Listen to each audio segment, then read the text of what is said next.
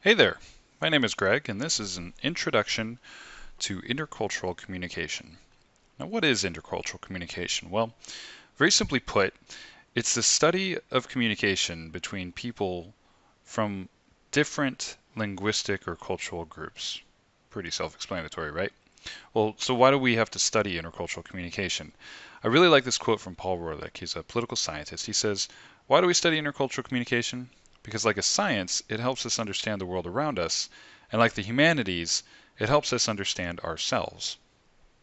Now, the world around us, intercultural communication has a role to play in many different areas. You can think of it in terms of business, with multinational corporations full of teams from employees all over the world. And also, of course, conducting business across cultural boundaries. You can think of it in education, with people from all walks of life in a classroom together, especially at university. Government is an obvious one, with international treaties and agreements on the line. Intercultural communications is incredibly important, not to mention, people in embassies and doing public diplomacy. And then, of course, tourism.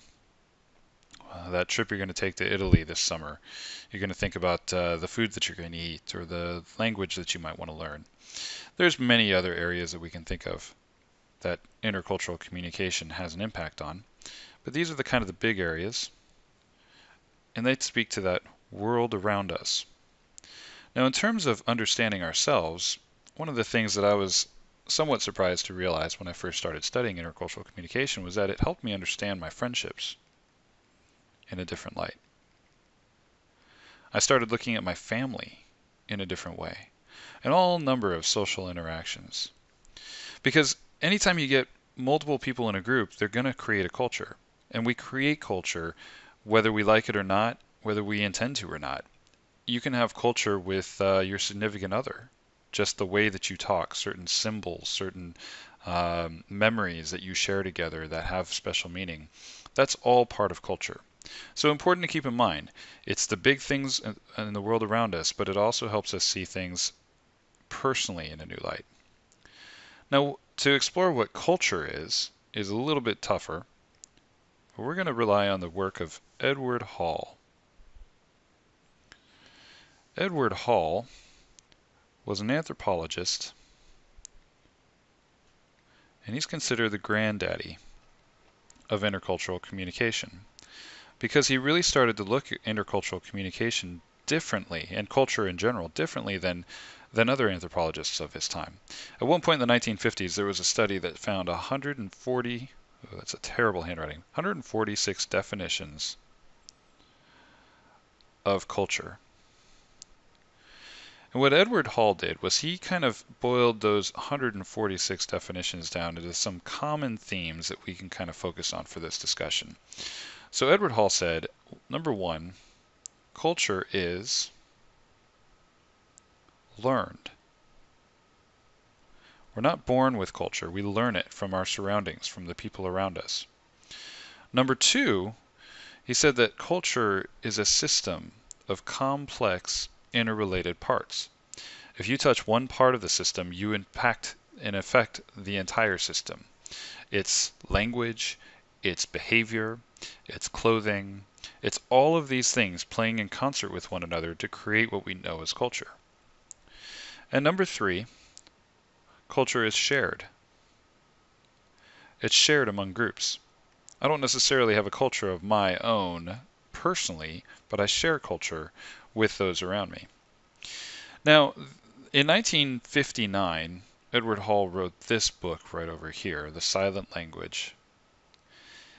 And in it, he tried to uncover some of the hidden aspects of culture. What he really found was that much of culture is hidden, much like Freud found that much of our personalities and things about the individual personality are hidden in the subconscious. Well, Edward Hall started to realize much of culture is hidden. And one more key thing about culture that is important for our discussion. Edward Hall said culture is communication. Now, what does he mean by that? Well, It seems to make sense, right? Communication is culture as well. He said it works both ways. If you take all those things that we think of as culture and you look at them, they are communicating something. My language obviously communicates. My behavior, my body language, my traditions, my rituals. All of these things communicate something. So culture taken as a whole is actually a mode of communication, which is important for us to understand in discovering and uncovering intercultural communication. Now, Hall got to a lot of this stuff through, I mean, he's a scholar, he worked in a lot of universities, but he also in 1950 worked at the Foreign Service Institute.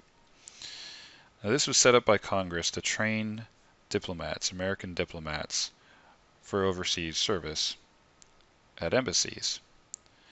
And he was doing these trainings in the traditional anthropological way of looking at culture, and they said to him, you know what, this isn't doing it much for us. They had experience in the field, and they said this really isn't answering our questions about what comes up when we try to interact across cultures. So he went back to the drawing board with his colleague and said, let's list out all of the characteristics of culture that create and make up culture. And that's how he got this idea that much of the characteristics that he was finding of culture are hidden and beyond our awareness. So it really is a credit to his Foreign Service Institute experience that he was able to create some of these models that we still use today. The silent language is still considered a founding document in intercultural communication. Now let's look at one model that he used to explain culture. Most people, when they think of culture, the first thing they think of are things that you can kind of see, smell, touch, feel, taste with the five senses, right?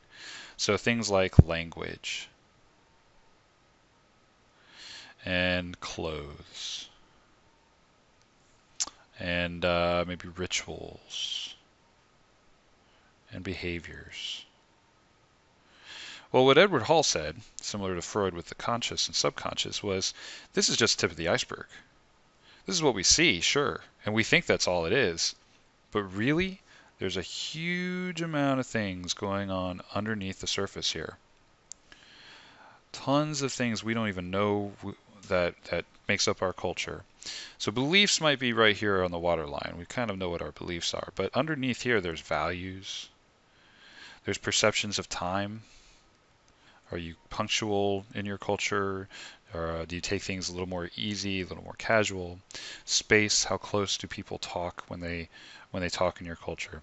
All kinds of things that really are most important when understanding why conflicts arise between cultures, because it's these things under the surface that are colliding and creating conflict and creating issues when we experience them. And the more that we can understand this unknown space, the better we can operate across cultures. And that's really the key to communication across cultures. Now we could spend a whole nother 5 modules on all the different characteristics of culture that Hall laid out. But this is kind of the key concept. And finally, I'll just leave you with this last point for this introduction. Hall, this is a quote from Hall. He says, "Years of study have convinced me that the real job is not to understand foreign culture, but to understand our own." Anthropologists of his day, had really focused on understanding the other. But his point was, in order to understand the other and how we interact with other people, we really need to understand ourselves. That's the first step. And the only way to do that really is to leave your culture, to go out and have interactions with other cultures, and that's when you really get a view of your own culture. So that's a quick intro to Edward Hall and some of the basic concepts behind intercultural communication. Much more we could cover in many more modules, but that's kind of a good general overview. So thanks for listening. Appreciate it and hope to see you again soon.